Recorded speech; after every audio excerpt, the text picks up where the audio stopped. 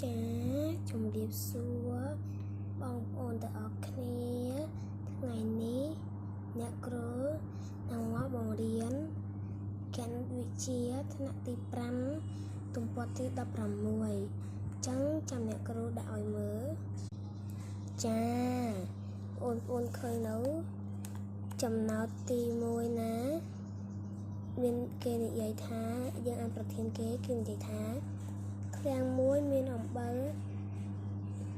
1398បាវគេដឹកអំបិលចេញពីឃ្លាំងដោយរថយន្តដែលអាចផ្ទុកបាន130បាវ35បាវសំទោសក្នុងរថយន្តមួយគ្រឿងកតើអំបិលទាំងអស់ត្រូវដឹកប៉ុន្មានរថយន្តខតើអំបិលនៅសល់ប៉ុន្មានបាវទៀតចឹងបងប្អូនធ្វើលេខអីសួរទៅធ្វើលេខអីអាហ្នឹងស្តៀងលេខចែកដែរធ្វើលេខអីតាមមកខ្ទង់ទេឥឡូវអ្នកគ្រូដាក់ឲ្យបងប្អូនគិតសិន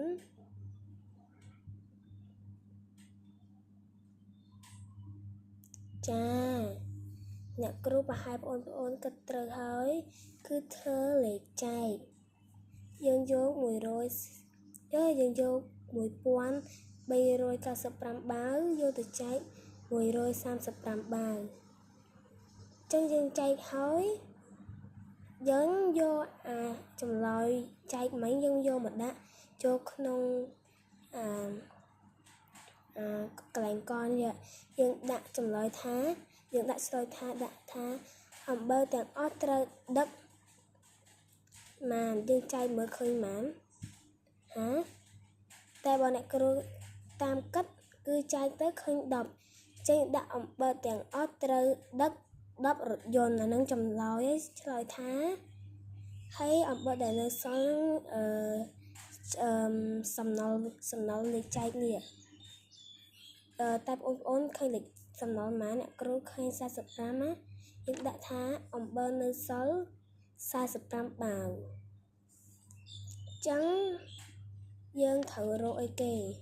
មុនដំបូងយើងត្រូវរកថា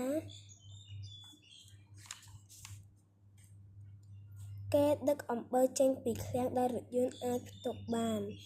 ហើយយើងសេហើយយើងដាក់លេខចែកហើយ